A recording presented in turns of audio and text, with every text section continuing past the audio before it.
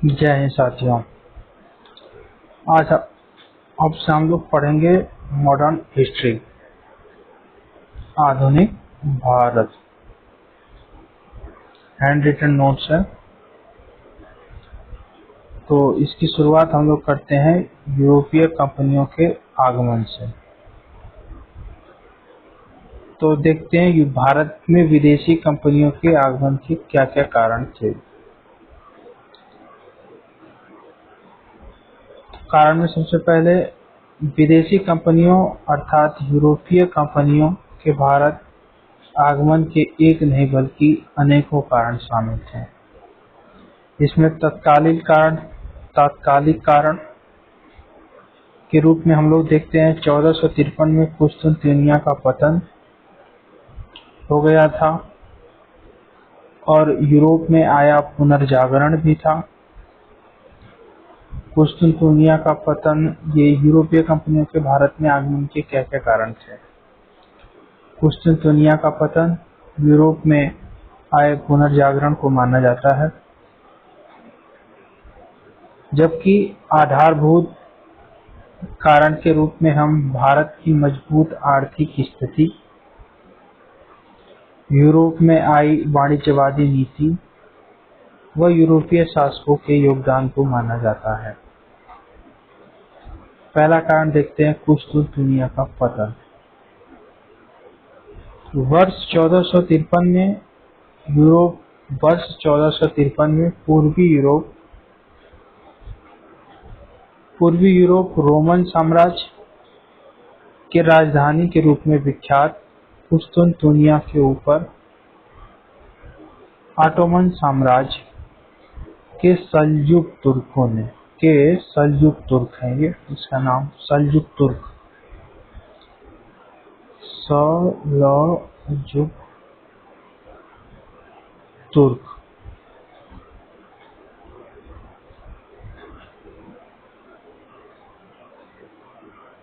सल्जुक तुर्कों ने कब्जा कर लिया था और उन्होंने यूरोप से भारत आने वाले स्थलीय मार्ग को अवरुद्ध कर दिया। इससे यूरोपीय लोग भारत में आने वाले वैकल्पिक मार्ग की खोज में लगे। क्योंकि हुआ क्या था, 1453 के आसपास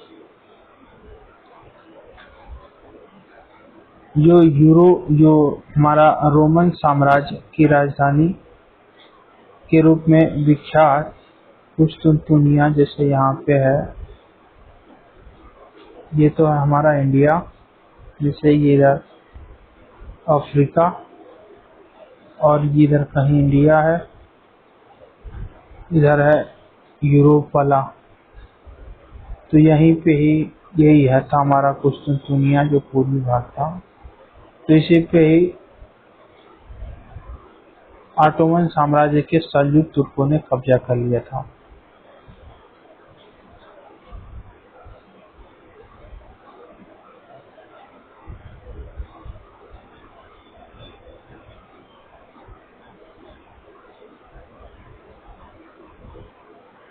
कब्जा करने के बाद जो यूरोपीय भारत से स्थलीय मार्ग से व्यापार करते थे, उसी को ही इन तुर्कों ने मना कर दिया कि यूरोपीय से व्यापार नहीं करना है। तो वही व्यापार वाणिज्य के लिए यूरोप एक वैकल्पिक मार्ग की खोज कर रहे थे। दूसरा कारण है यूरोप में आया पुनर्जागरण। 16वीं शताब्दी के मध्य में मुख्य रूप से यूरोप में पुनर्जागरण का युग प्रारंभ हुआ। इससे यूरोपीय लोगों ने भौगोलिक खोजों के युग को प्रारंभ किया। इसके अलावा यूरोपीय लोगों ने नए नए वैज्ञानिक आविष्कारों को भी प्रारंभ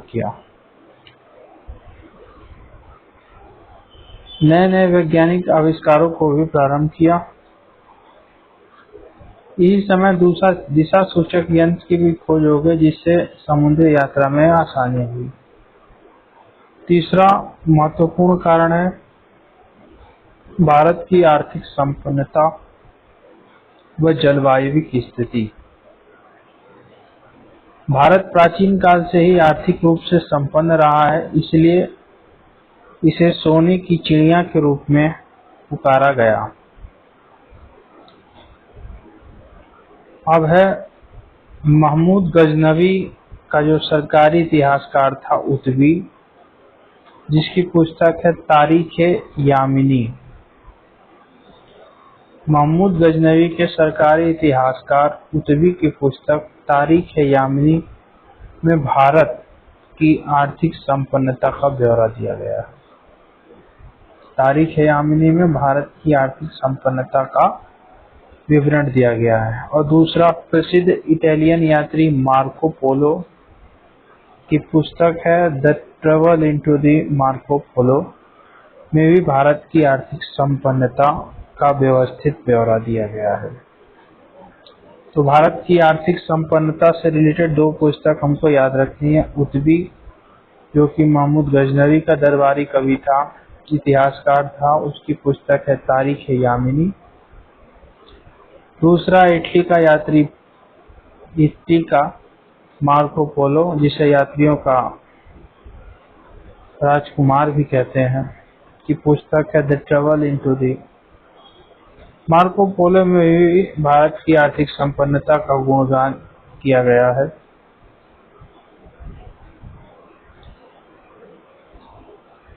क्या है मार्को पोलो? 1293-94 में भारत के पांड्य राज्य, जो दक्षिण भारत में, ये इधर चोल, चेर, पांड्य इधर थे,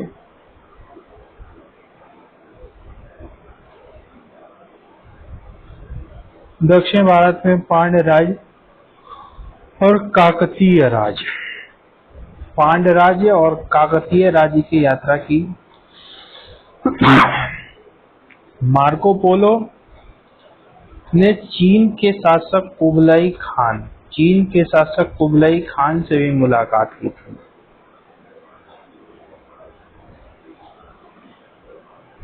और फिर अगला कारण है, भारत मुख्यतया उष्णकटिबंधीय जलवायु क्षेत्र में स्थित है। फलतः स्वाभाविक रूप से भारत में बड़े पैमाने पर मसाले की खेती होती थी, जबकि यूरोप शीतोष्णकटिबंधीय जलवायु क्षेत्र में स्थित है, इसलिए इसे मसाले की बड़े पैमाने पर आवश्यकता थी। फिर अगला कारण है यूरोप की वाणिज्यवादी नीति। 16वीं 17वीं मार्को पोलो 1293-94 के आसपास आया था भारत में। अगला है 16वीं 17वीं शताब्दी में यूरोप में वाणिज्यवादी नीति व्याप्त थी।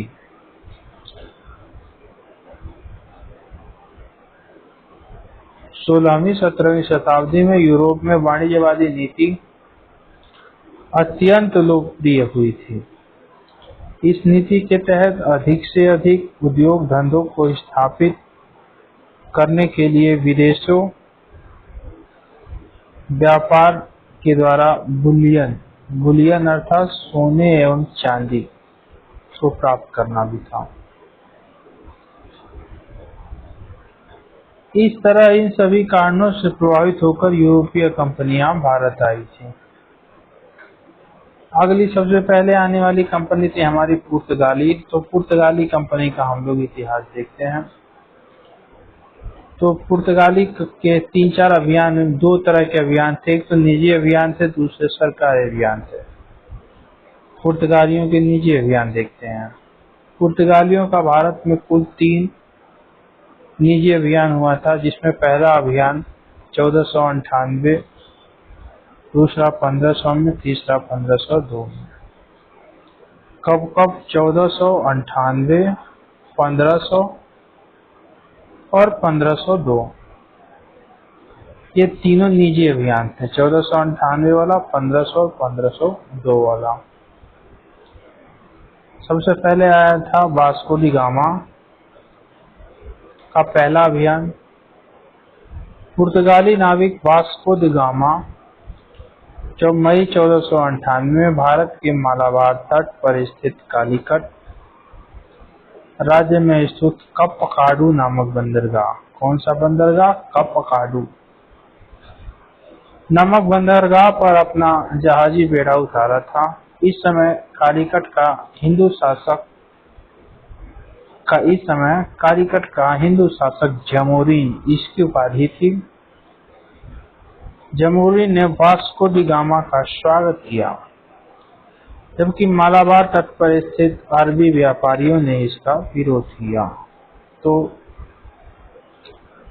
क्योंकि था क्या, यह हिंद महासागर में पुर्तगाल से व्यापार ये अरबवासी करते थे। उधर से आ गया पुर्तगाली नाविक वास्को डी गामा, तो जमोरिन तो खुश हो गया। ये हिंदू शासक है, अरबी मुस्लिम थे। अभी आ गया वास्को डी गामा। जमोरिन की इन अरब वालों से बनती नहीं थी, अरब व्यापारियों से, तो सोचा कि अब यही उद्धार करेंगे। अब है वास्को डी गामा। आया कैसे था? वही यहाँ पे अफ्रीका के केप ऑफ गुड होप पे जमोरिन मिल गया था। वास्को डी गामा ने गुजराती नागरिक अब्दुल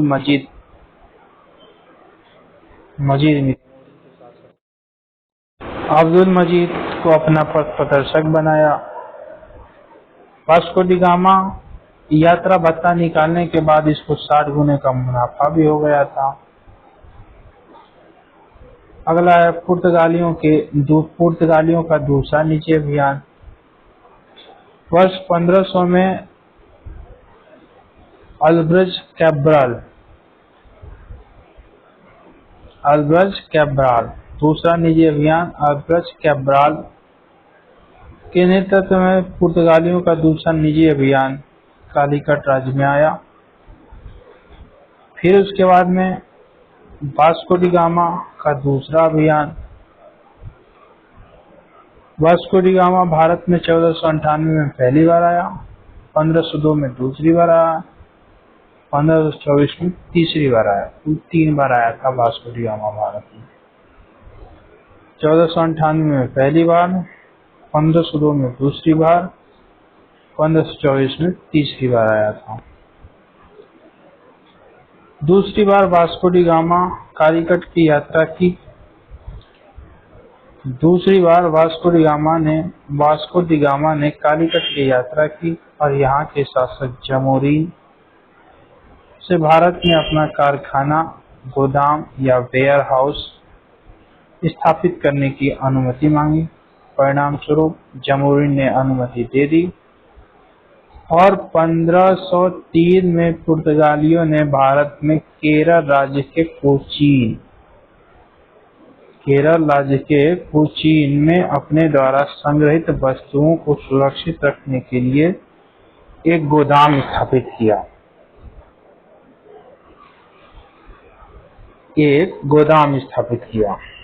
कब? पहला गोदाम 1503 में केरल के कोचीन में। नेक्स्ट है वर्ष 1505 में केरल राज्य के कन्नूर। पहला 1503 में केरल के कोचीन में, 1505 में कन्नूर। केरल के कन्नूर में पुर्तगालियों ने अपना दूसरा गोदाम स्थापित किया। 1524 में वास्को डी गामा तीसरी बार भारत आया, लेकिन इस बार इसे मलेरिया हो गया। इसी वजह से इसकी मृत्यु हुई हो गई। 1524 में मलेरिया से मर गया। अगला है वास्को डी गामा की केरल के कोचीन और पुर्तगाल की राजधानी लिस्बन, 2 जगह इसकी समाधियां हैं। क्योंकि पहले मर गया कोचीन में ही, तो अब डेड बॉडी तो लेके जा नहीं सकते, कोचीन में दफना दिया गया। फिर कुछ दिनों बाद इसके अस्थि अवशेष रह गया होगा, उसको सब ले गए और पुर्तगाल की राजधानी लिस्बन में दफना दिया। यानी इसकी 2 जगह समाधियां हो गई। अगला पुर्तगालियों के सरकारी अभियान। सरकारी अभियान में फ्रांसिस डी अल्मीड़ा 1505 से 9 में आया था। Francisco de अल्मीड़ा। अल्मीड़ा को भारत में पुर्तगाली राज्य का संस्थापक माना जाता है। अल्मीड़ा को भारत में पुर्तगाली राज्य का संस्थापक माना जाता है। अल्मीड़ा ने हिंद महासागर के व्यापार के ऊपर नियंत्रण स्थापित करने के लिए ब्लू वाटर पॉलिसी या नीले जल की नीति या शांत जल की नीति भी से कहते हैं को विकास किया। अल्मीड़ा चौल के युद्ध में 1508 अल्मीड़ा के चौल का युद्ध हुआ था 1508 में। अल्मीड़ा ने चौल के युद्ध 1508 में संयुक्त शक्ति गुजरात का शासक, मिस्र का शासक तो तुर्की का शासक शामिल था। यानी चौल के युद्ध में एक तरफ था अल्मीड़ा, दूसरी तरफ था गुजरात का शासक, मिस्र का शासक और तुर्की का शासक।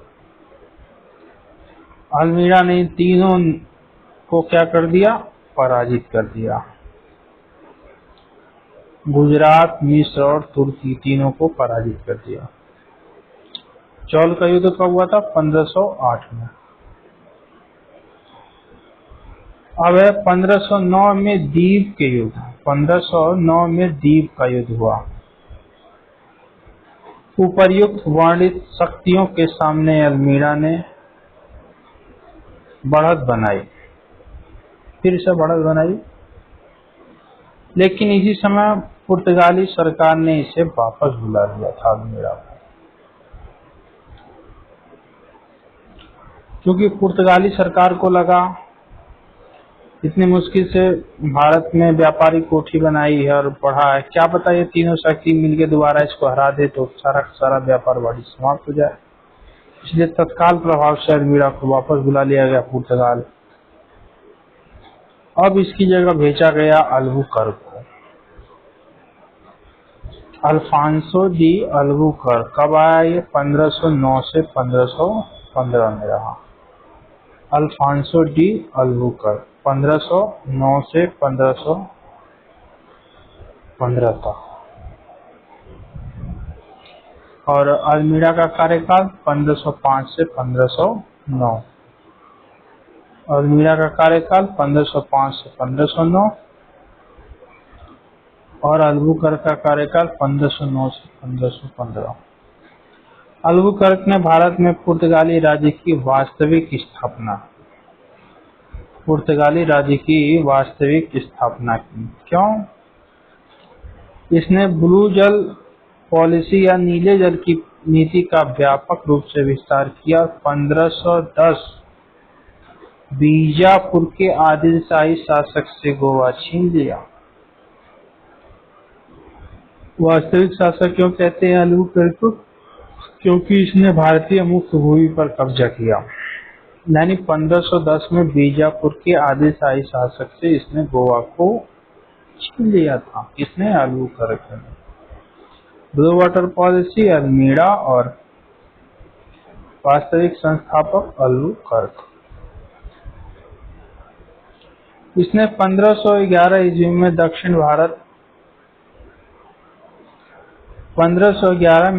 भारत और श्रीलंका के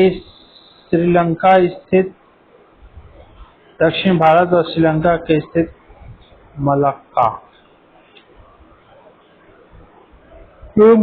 जल संधि, ये हमारा भारत है, ये जरा सा श्रीलंका है, यही है मलक्का जल संधि।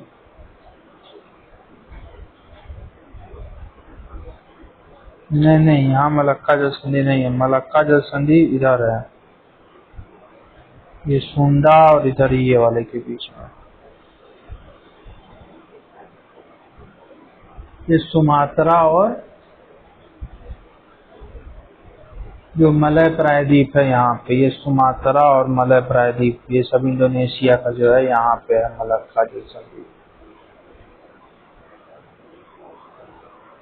यहाँ पे व्यापारिक जलसंधि, ये हमारा इंडिया हो गया, ये श्रीलंका, इधर ये वाला सुंडा, ये मलय प्रायद्वीप है, यहाँ पे है मलक्का जलसंधि। तो इसने 1511 में दक्षिण भारत और श्रीलंका के मध्य स्थित मलक्का नामक व्यापारिक मंडी पर कब्जा कर लिया। पता नहीं क्या है, श्रीलंका के पास है। चलो,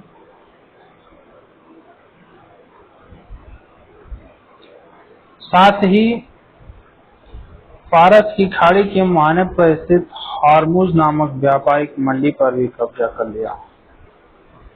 ये हॉर्मुज नामक व्यापारिक मंडी कहाँ पड़ती है?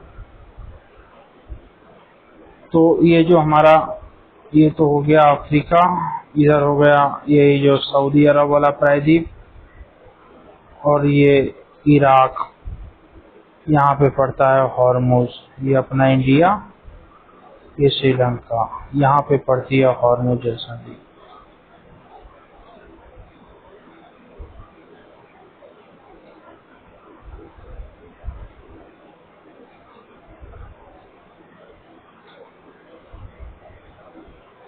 फारस की खाड़ी के मुहाने पर स्थित हॉर्मुज नामक जलसंधि मंडी पर भी कब्जा कर लिया इसने।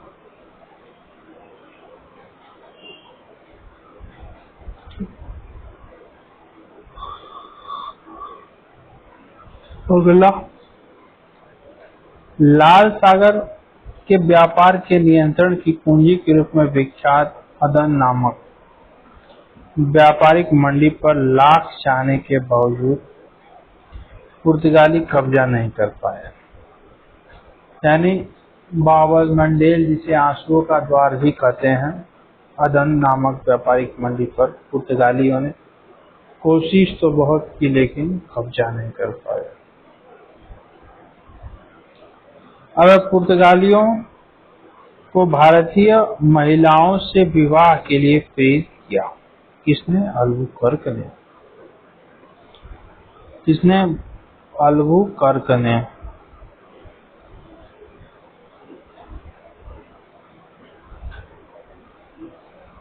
कहा कि पुर्तगालियों, तुम भारतीय महिलाओं से शादी करो और इंडिया में ही बसो, ताकि भारत में भी हमारा प्रचार प्रसार हो। अल्बुकर्क भारतीय मुसलमानों को बहुत परेशान करता था। अगला, अल्बुकर्क ने भारत के धर्म क्षेत्र में धार्मिक असहिष्णुता या कट्टरता की नीति को बढ़ावा दिया। अगला है Nuno da Cunha. Nuno da Cunha आया था 1529 से 1538। क्वेश्चन पूछता है क्या कारण है कि पहला आया अल्मीड़ा? ये कब आया था? 1505 से 1509 में। दूसरा आया अल्बुकर्क,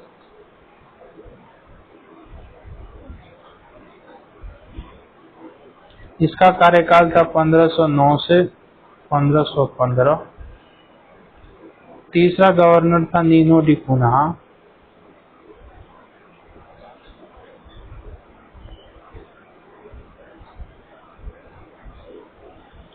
इसका कार्यकाल है 1529 से 1538। यानी 15 के बाद लगभग ये 29, लगभग 14 साल का गैप। क्यों? इसका मेन कारण था कि उस टाइम में यूरोप में चल रही थी धार्मिक उठापटक। इस कारण पुर्तगालियों ने कहा कि पहले धार्मिक उठापटक को शांत किया जाए, उसके बाद भारत के व्यापार को देखा जाएगा। इसी कारण ये 14 साल लग गया पुर्तगालियों को आंतरिक मामला सुलझाने में।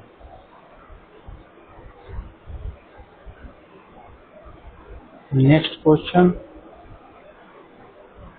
आगे देखते हैं। आगे हमारा नीनो डी कुन्हा 1529 से 1538। नीनो डी कुन्हा अपना मुख्यालय कोचीन से स्थानांतरित करके गोवा ले गया। नीनो डी कुन्हा अपना मुख्यालय कोचीन से स्थानांतरित कर गोवा ले गया, जिसको अल्बुकर्क ने 1510 में जीता था। नीनो डी कुन्हा के समय में भारतीय व्यापार में पुर्तगाली धीरे धीरे पिछड़ने लगे। ये थोड़ा मकार टाइप का था। फिर उसके बाद में कुन्हा के पूर्व और अल्बुकर्क के बाद यूरोप में धार्मिक उठापटक विद्वान थे, इसलिए इस बीच में पुर्तगाली भारत में अपने वायसराय या गवर्नर भेजने में सफल नहीं हुए थे। नोट: वर्ष 1542 में पुर्तगाली गवर्नर मार्टिन डे सूजा 1542 में वर्ष 1542 में पुर्तगाली गवर्नर मार्टिन डे सूजा के साथ येसुइट संत जेवियर भारत आया था। 1542 में पुर्तगाली गवर्नर मार्टिन डे सूजा के साथ येसुइट संत जेवियर भारत आया था। इसी के माध्यम से भारत में पुर्तगालियों द्वारा ईसाई धर्म को भारत लाया गया था। येसुइट संत जेवियर। अब पुर्तगालियों ने भारत को क्या क्या दिया?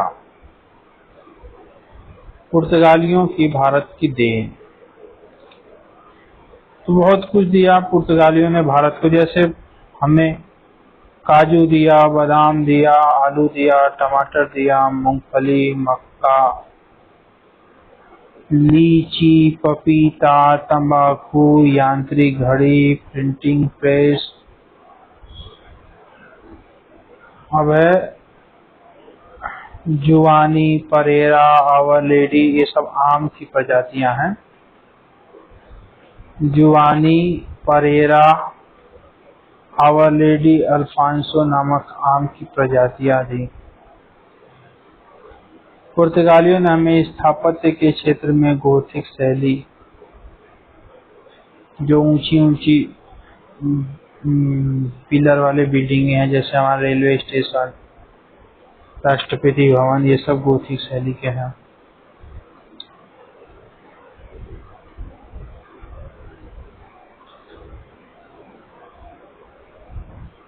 इसी शैली को कालांतर में विक्टोरियाई शैली के नाम से जाना गया। इसी शैली में अंग्रेजों ने राष्ट्रपति Bhavan, Sansad Bhavan, Gateway of India, India Gate जो कि दिल्ली में है, अन्य स्मारकों व भवनों का निर्माण किया था। अब पुर्तगालियों की नीतियां क्या क्या हैं भाई, तो देखते हैं। पुर्तगालियों ने भारत विभिन्न प्रकार की नीतियों का विकास किया। पुर्तगालियों ने भारत में विभिन्न प्रकार की नीतियों का विकास किया। नंबर 1 है नीले जल की नीति। इसे हम शांत जल की नीति के नाम से भी जानते हैं। इसकी शुरुआत अल्मीड़ा सबसे पहला वाला की थी, जबकि इसका बड़े पैमाने पर प्रयोग अल्बुकर्क ने किया। कार्टर्स की नीति। कार्टर्स की नीति क्या थी? इस नीति को हम परमिट या लाइसेंस व्यवस्था के नाम से जानते हैं। पुर्तगालियों ने अपने मुख्यालय गोवा से शुल्क लेकर हिंद महासागर में व्यापार करने के लिए व्यापारियों को परमिट जारी किया करते थे। इसको पुर्तगाली हिंद महासागर में इतने शक्तिशाली थे कि मुगल बादशाह अकबर को भी शुल्क देकर लाइसेंस लेना पड़ता था। अब है अल्मेड़ा की नीति। आर्मेडा की नीति क्या है? आर्मेडा एक सैनिक उपाधि थी। इसी आर्मेडा एक सैनिक उपाधि थी, क्योंकि होता क्या था उस समय हिंद महासागर में समुद्री डाक जो व्यापारी पुर्तगालियों को के गोवा कार्यालय में आके शुल्क जमा करते थे, तो हिंद महासागर को पार कराने की जिम्मेदारी लेते थे ये सब पुर्तगाली, कि तुम्हारे जहाज को हिंद महासागर में कोई डाकू या कोई और छुएगा नहीं। तो ये जहाज जा रहा है व्यापारी का, उसके पीछे पुर्तगाली अपना सैनिक जहाज, हथियारबंद जहाज लगा देते थे, लगा इस पार करा। इसी को ही आर्मेडा बोलते थे। आर्मेडा एक सैनिक उपाधि थी और इसी आर्मेडा के जहाजी बेड़े को व्यापारिक जहाजों को समुद्री डाकुओं से बचाने के लिए और अवैध व्यापार को रोकने के लिए पुर्तगालियों ने लगाया था। अब पुर्तगालियों के भारतीय व्यापार में पिछड़ने के क्या क्या कारण थे? क्यों पुर्तगाली पिछड़ गए भारतीय व्यापार में अंग्रेजों से? लगभग 1500 से 200 वर्षों तक पुर्तगालियों ने हिंद महासागर में व्यापार के ऊपर अपना नियंत्रण रखा, लेकिन कालांतर में भारतीय व्यापार में पिछड़ने लगे। इसके एक नहीं बल्कि अनेक कारण थे। नंबर 1, पुर्तगालियों की जो धार्मिक नीति थी असहिष्णुता की थी, इसलिए भारत में विभिन्न धर्म पुर्तगालियों से तालमेल नहीं बैठा पाए। दूसरा, ये पुर्तगाली अपहरण और लूटपाट की नीति करते थे। ये जो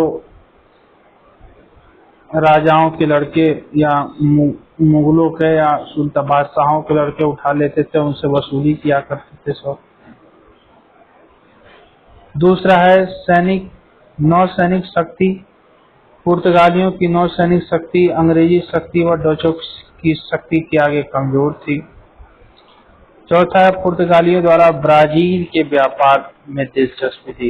इनका इंडिया के व्यापार में उतना खास ध्यान नहीं था। इनको लगता था इतना बड़ा ब्राजील है तो क्यों ना हम लोग ब्राजील के ऊपर दिमाग लगाएं।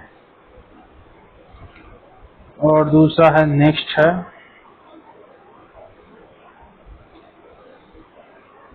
नेक्स्ट क्या है? पुर्तगालियों से संबंधित अन्य महत्वपूर्ण तथ्य। नंबर 1, पुर्तगाली सर्वप्रथम भारत आए, लेकिन ये भारत से सबसे बाद में गए। स्वतंत्रता के पश्चात भी पुर्तगाली गोवा, दमन दीव के क्षेत्र में विद्यमान रहे। 1961 में भारत सरकार ने सैनिक कार्रवाई के द्वारा यहाँ से भगाया। 1961 में वर्ष 1956 में पुर्तगालियों ने धार्मिक मामलों से संबंधित विवाद के निपटारे के लिए पुर्तगालियों ने गोवा में धार्मिक न्यायालय की स्थापना की थी। कब? क्वेश्चन पूछा जाएगा, पुर्तगालियों ने गोवा में धार्मिक न्यायालय की स्थापना कब की? तो 1956 में की थी। नेक्स्ट क्वेश्चन, ये तो बहुत ही इम्पोर्टेंट है। पुर्तगालियों ने पश्चिम बंगाल का जो हुगली था अपना लूटपाट का अड्डा बनाया हुआ था। जहाँ पे भारतीय शासकों, व्यापारियों, राजकुमारों का अपहरण करके पुर्तगाली हुगली में रखते थे और यहीं से फिरौती वसूलते थे। अब पुर्तगालियों ने ही कलाई घड़ी के रूप में यांत्रिक घड़ी हमें दी थी। तो ये हमारा हो गया पुर्तगालियों का इतिहास समाप्त। इसको 1-2 बार पढ़िए और जिंदगी का मजा लीजिए।